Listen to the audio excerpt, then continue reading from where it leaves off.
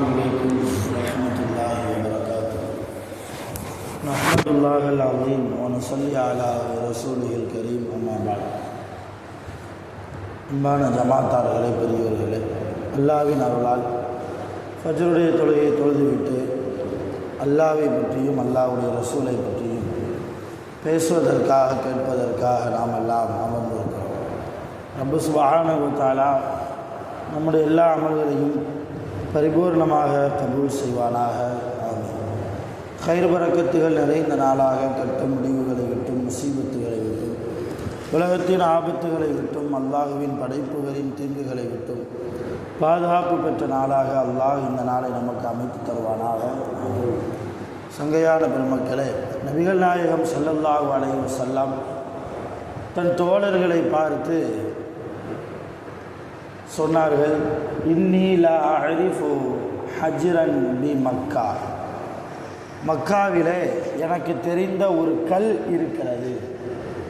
கான யுஸல்லிமு அலைய கப்ல அன் உபஅஸ.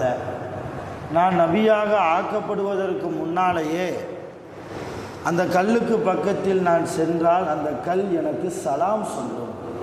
கான யுஸல்லிமு அலைய, அந்த கல் எனக்கு சலாம் சொல்லும். அப்படிப்பட்ட ஒரு கல் மக்காவிலே இருக்கிறது என்பதாக நபிகள் நாயகம் ஸல்லல்லாஹு அலைஹி வஸல்லம் தன் சஹாபாக்களுக்கு தோழர்களுக்கு சொல்கிறார்கள். இந்த ஹதீஸின் மூலமாக நமக்கு என்ன விளங்குகிறது? நபி ஸல்லல்லாஹு அலைஹி வஸல்லம் நம்மை போன்ற சாதாரணமான மனிதர்கள் அல்ல. ரசூலுல்லாஹ்வுக்கென்று அல்லாஹ் ஒரு தனிச்சிறப்பை, ஒரு நல்ல கண்ணியத்தை மனிதர்களுக்கு மத்தியில் அல்ல, கல்லிடத்திலேயும் மற்ற படைப்புகளிடத்திலேயும் அல்லாஹ் கொடுத்திருக்கிறான். அந்த நபி ஸல்லல்லாஹு அலைஹி வஸல்லம் அவருடைய உம்மத்தில் இருக்கக்கூடிய நாம் ரசூலுல்லாஹ்வுடைய வார்த்தையை, ரசூலுல்லாஹ்வுடைய வாழ்க்கையை, ரசூலுல்லாஹ்வுடைய நடைமுறையை அணுவாக பின்பற்ற ஆரம்பித்து விட்டால் உலகத்திலும் நமக்கு வெற்றி, நாளை மறுமையிலும் கபரிலும் நமக்கு வெற்றி தான். ரசூலுல்லாஹி ஸல்லல்லாஹு அலைஹி வஸல்லம் அவர்கள் மற்ற நபிமார்களை போன்ற சாதாரணமான நபிமார்களும் அல்ல, நபியும் அல்ல. நம்முடைய நபிக்கென்று ஒரு தரம் இருக்கிறது, நம்முடைய நபிக்கென்று ஒரு கண்ணியம் இருக்கிறது. மற்ற நபிமார்களுக்கெல்லாம் இமாமாக நின்று தொலை வைத்தவர்கள் நமது நபிகள் நாயகம் ஸல்லல்லாஹு அலைஹி வஸல்லம். உலகத்தில் வாழுகிற போது எந்த நபிக்கும் கிடைக்கப்பெறாத மெஹராஜ் உடைய இரவை அல்லாஹ் நம்முடைய நபிக்கு தான் கொடுத்திருக்கிறார். ரொம்ப சங்கைக்குரியவர்கள். இன்னும் சொல்லப்போனால் அல்லாஹ்வுடைய ஹபீப் என்று அவர்களுக்கு பெயர். ஹபீபுல்லா, அல்லாஹ்வுடைய ஹபீப். ஹபீப்னா நேசர் என்ற அர்த்தம். இப்போ அல்லாஹ்வுடைய நேசத்தை முழுமையாக பெற்ற நம்முடைய நபி ஸல்லல்லாஹு அலைஹி வஸல்லம் அவர்கள், அவருடைய உம்மத்தில் இருக்கக்கூடிய நாம் ரசூலுல்லாஹ்வுடைய வாழ்க்கையை இன்ச் பை இன்ச்சாக நாம் பின்பற்றுவதற்கு கூடுமான வரைக்கும் முயற்சி செய்ய வேண்டும். ரசூலுல்லாஹ் காட்டித்தராத விஷயம் என்று எதுவுமே இல்லை. சாதாரணமாக செருப்பு போடுகிற விஷயத்திலும் கூட ரசூலுல்லாஹ், நீங்கள் வலது காலை வைத்து செருப்பு போடுங்கள், செருப்பு போடுகிற போது வலது காலில் ஆரம்பியுங்கள், கலட்டுகிற போது இடது காலிலிருந்து கலட்டுங்கள், பாத்ரூமுக்குள்ளே போகிற போது இடது காலை வைத்து செல்லுங்கள், இந்த துவாவை ஓதிக்கொள்ளுங்கள், வெளியே வருகிற பொழுது வலது காலை வைத்து இந்த துவாவை ஓதி, இப்படி எல்லா விஷயத்திலும் நபிகள் நாயகம் ஸல்லல்லாஹு அலைஹி வஸல்லம் நம்முடைய வாழ்க்கை எப்படி இருக்க வேண்டும் என்று கற்றுத்தந்திருக்கிறார்கள், தானும் வாழ்ந்திருக்கிறார்கள். அதிலும் குறிப்பாக அடுத்தவர்களை மன்னிக்கிற விஷயம் ரசூலுல்லாஹ்வுக்கு அல்லாஹ் கொடுத்த மிக உயர்ந்த பண்பு அது. இன்னும் சொல்லப்போனால் அல்லாஹ் குர்ஆனிலே ரசூலுல்லாஹ்வை பார்த்து ஃபஅஃபு அன்ஹும், நபியே உங்களுக்கு தொல்லை கொடுப்பவர்களை நீங்கள் மன்னித்து விடுங்கள் என்கிறார். உங்களுக்கு தொல்லை கொடுப்பவர்களை நீங்கள் மன்னியுங்கள். நபி ஸல்லல்லாஹு அலைஹி வஸல்லம் அவர்கள் யாருக்கும் தொல்லை கொடுத்ததில்லை, யாருக்கும் தீங்கு செய்ததில்லை. ரசூலுல்லாஹ் ஃபஜ்ர் தொழ வச்சுட்டு போனாங்கன்னா ஒரு கிழவி ரசூலுல்லாஹ் மேலே குப்பையை கொட்டுவா. இது வாடிக்கையாகவே நடந்தது. ஒரு நாள் பொழுது ரசூலுல்லாஹ் ஃபஜ்ர் தொழுதுட்டு போகும்போது அந்த குப்பை விழலை. ரசூலுல்லாஹ் பக்கத்தில் விசாரிக்கிறாங்க, இந்த மாதிரி என் மேலே ஒரு அம்மா குப்பையை தட்டுவாங்களே கொட்டுவாங்களே அவங்கள எங்கே இன்னைக்கு காணமே. சஹாபாக்கள் சொன்னாங்க, அந்த கிழவிக்கு உடம்பு சரியில்லை, இந்த கிழவிக்கு கொஞ்சம் உடம்பு சரியில்லை. ரசூல் என்ன செஞ்சாங்க, நேராக போனாங்க, அந்த அம்மாவை நலம் விசாரித்தாங்க. அன்றைக்கு நாளைக்கு தேவையான எல்லா வசதியும் செஞ்சு வச்சுட்டு வந்தாங்க. இதுதான் அழகான குணம், இதுதான் நல்ல குணம். தனக்கு தீங்கி இழைத்தவர்களை கூட அவங்க ஒரு மாதிரி இக்கட்டான சூழ்நிலையில் மாட்டியிருக்கிறார்கள் என்றால் போய் உதவணும், அவங்க செஞ்ச விஷயத்தையெல்லாம் மன்னிக்கணும். ரசூலுல்லாவுடைய உம்மத்தில் இருக்கக்கூடிய நாம் பழிவாங்கிற குணத்தோடு நீ பெரியவனா நாம் பெரியவனா என்கிற குணம் நம்மிடத்தில் ஒருபோதும் இருக்கக்கூடாது என்கிறான் அல்லாஹ். அது முஸ்லீமுடைய குணம் அல்ல. நல்லா தொழுகிறாங்க, நல்ல ஜக்காத்து கொடுக்கக்கூடிய பண்பு, ரமலான் மாதத்தில் நோன்பு இருக்கிற பண்பு, ஆனால் உறவுகளை மன்னிக்கிற குணம் இல்லை என்றால், உறவுகள் விஷயத்தில் அல்லது மூமின்கள் விஷயத்தில் விட்டு கொடுக்கிற பண்பு இல்லை என்றால் நாம் செய்கிற அமல் சுத்தமாக பிரயோஜனம் கிடையாது, எந்த விதத்திலும் பிரயோஜனம் கிடையாது. நாம் செய்கிற சஹாபாக்களே எந்த தவறும் செய்யாதவர்கள், பெரும்பாலும் பெரிய பெரிய பாவங்கள் எல்லாம் செய்யாத சஹாபாக்கள், அல்லாஹ்வுடைய நினைவிலேயே வாழ்பவர்கள், அல்லாஹ்வுடைய தக்வாவிலேயே வாழ்ந்தவர்கள். அவர்கள் கூட சக்கராத்துடைய நிலைமையில் நான் என்ன அமல் செய்தேன் என்று நினைத்து வருத்தப்பட்டாங்க. நான் என்ன தொழுதேன், என்ற ஈமான் சரியில்லையே, என்னுடைய தக்குவா சரியில்லையே, நாளை அல்லாஹ் என்னை கியாமத்தில் நரகத்தில் போட்டு விடுவானோ என்கிற பயம் யாருக்கு?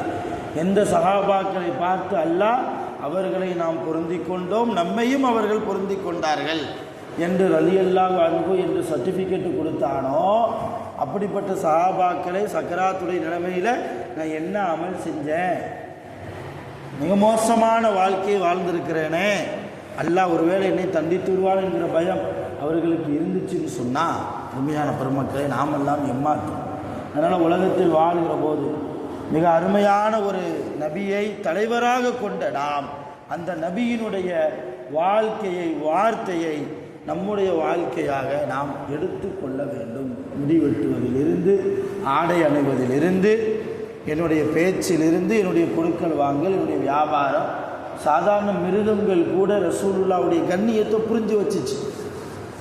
மதீனாவில் அன்சாரி தோழர்களில் ஒரு குடும்பம் நேராக ரசூல்லாட்ட வந்தாங்க. யார் ரசூலல்லா, எங்கள் குடும்பத்துக்கு ஒரு ஒட்டகம் இருக்குது, அந்த ஒட்டகத்தை நாங்கள் விவசாயத்திற்கு தண்ணீர் பாய்ச்சுவதற்காக பயன்படுத்துவோம்.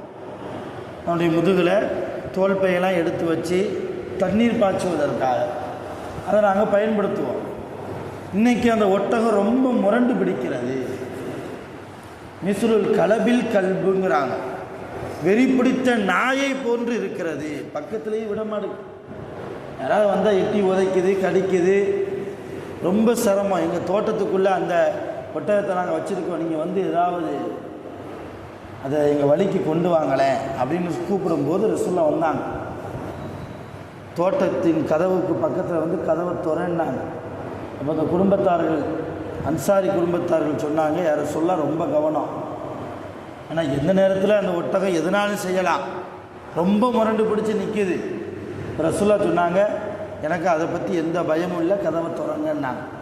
கதவை திறந்தாங்க, நேராக ரசூல்லா உள்ளே போனாங்க. தோட்டத்தின் ஒரு மூலையில் நின்று கொண்டிருந்த அந்த ஒட்டகம் ரசூலுல்லாவை தோட்டத்தின் வாசல் வழியாக உள்ளே வருவதை பார்த்தவுடன் அந்த ஒட்டகம் என்ன செஞ்சு தெரியுமா, ஹர்ர சாஜிதன் பைன எதைஹி, ஹதீஸில் வருது, ஹர்ர சாஜிதன் பைன எதைஹி, ரசூலுல்லாவுக்கு முன்னால் பணிவாக வந்து சஜிதாவில் விழுந்துச்சு, சஜிதாவில் விழுந்துருச்சு. ரசூலுல்லா அந்த ஒட்டகத்தினுடைய காதை பிடித்து தூக்கி பக்கத்தில் இருந்த தன் தோழரிடத்தில் கயிறை கொண்டு வர சொல்லி அந்த கயிறை வச்சு கழுத்தில் கட்டி, திரும்ப அந்த கயிறை, கட்டப்பட்ட கயிறை, ஒட்டகத்தில் கட்டப்பட்ட கயிறை தன் தோழரிடத்தில் கொடுத்து, இனிமேல் இந்த ஒட்டகம் முரண்பிடிக்காது, நீங்கள் சொன்னபடியெல்லாம் கேட்கும் என்று சொல்லிட்டு வந்தாங்க. இந்த விஷயம் என்ன, அந்த குடும்பத்தார்கள் சொல்கிறாங்க, ரசூலுல்லா என்றைக்கு ஒட்டகத்தை தன் கையால் கட்டி போட்டு அந்த கயிறை எங்கள் கையில் கொடுத்தாங்களோ எங்களுக்கு எந்த கவலையும் இல்லை, அந்த ஒட்டகம் வான்னா வரும், போனால் போகும். சில சமயம் எங்கள் உணர்வுகளை புரிந்து கொண்டு அதுவே எங்களுக்கு வேலை வைக்காமல் அதுவே தன்னுடைய வேலையை பார்த்து கொள்ளும் என்றெல்லாம் சஹாபாக்கள் அறிவிக்கிறாங்க. ஆதாரபூர்வமான கித்தாபுகளில் பதிவு செய்யப்பட்ட ஹதீஸ். இப்போ ஒரு ஒட்டகத்திற்கு கூட 5 அறிவு பறித்த ஒரு ஒட்டகத்திற்கு கூட ரசூலுல்லாவுடைய மாண்பு புரிந்திருக்கிறது, ரசூலுல்லாவுக்கு கொடுக்க வேண்டிய கண்ணியம் புரிந்திருக்கிறது. இன்றைக்கு நாம் மனிதர்களாக இருக்கிறோம், அந்த ரசூலுல்லாவுடைய உம்மத்தில் இருக்கிறோம். ரசூலுல்லா இதை சொன்னாங்க அதை சொன்னாங்க என்று நிறைய ஹதீஸுகளை உலமாக்கள் மூலமாக நாம் கேள்விப்படுகிறோம், தெரிகிறோம். ஆனால் நம்முடைய வாழ்க்கையில் நடப்பதற்கு எடுத்து கொண்டு வருவதற்கு சங்கடப்படுகிறோம், தயக்கப்படுகிறோம் என்றால் எப்படிப்பட்ட வாழ்க்கை?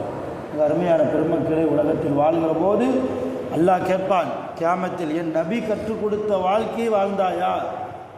என் ரசூல் எதையெல்லாம் எப்படியெல்லாம் வாழச் சொன்னார்களோ அதன்படி வாழ்ந்தாயா? விட்டு கொடுத்தாயா? மன்னித்து வாழ்ந்தாயா? உன்னை தாழ்த்தி பணிவாக வாழ்ந்தாயா அல்லது பெருமையோடு வாழ்ந்தாயா? அல்லாஹ் கேட்கிற போது நாம் என்ன பதில் வைத்திருக்கிறோம்? ஆக தொழுவது முக்கியமல்ல, தொழுவது மட்டும் முக்கியமல்ல, அந்த தொழுகையில் ரசூலுல்லாஹ் எப்படி தொழுகை நேரத்தில் இருக்க சொன்னார்களோ அந்த குணம் வர வேண்டும். தொழுகைக்கு பின்னால் என் மனைவியோடு, என் கணவனோடு, என் பிள்ளைகளோடு, என் பெற்றோர்களோடு, என் உறவுகளோடு எங்கள் நபி ஸல்லல்லாஹு அலைஹி வஸல்லம் எப்படி நடக்க சொன்னார்களோ அந்த குணம், அந்த அழகான வாழ்க்கை நம்மிடத்தில் வேண்டும். இப்படி பரிசுத்தமான வாழ்க்கையாக நம்முடைய வாழ்க்கையை வல்ல ரஹ்மான் ஆக்கி தந்தருள் புரிவானாக. உலகத்தில் வாழ்கிற போது நோய் நொடி இல்லாமல், ஆஸ்பத்திரி செலவுகள் இல்லாமல், யாருக்கும் நாம் தீங்கு இழைக்காமல், அநியாயம் செய்யாமல், நமக்கும் யாரும் தீங்கு செய்யாமல், அநியாயம் செய்யாமல் பரிசுத்தமான வாழ்க்கையை ரப்புல் ஆலமீன் நம் அனைவர்களுக்கும் தந்து அருள் புரிவானாக. வாஹிரு தஅவானா அல்ஹம்துலில்லாஹி ரப்பில் ஆலமீன். சுப்ஹானல்லாஹி வ பிஹம்திஹி, சுப்ஹானல்லாஹி வ பிஹம்திஹி, அஷ்ஹது அன் லா இலாஹா இல்லா அன்த, அஸ்தக்ஃபிருக வ அத்தூபு இலைக். ஆமீன். சுப்ஹான ரப்பிக ரப்பில் இஸ்ஸத்தி அம்மா யசிஃபூன், வ ஸலாமுன் அலல் முர்ஸலீன், வல்ஹம்துலில்லாஹி ரப்பில் ஆலமீன். ஸல்லல்லாஹு அலா முஹம்மத் ஸல்லல்லாஹு அலைஹி வஸல்லம், ஸல்லல்லாஹு அலா முஹம்மத் ஸல்லல்லாஹு அலைஹி வஸல்லம், ஸல்லல்லாஹு அலா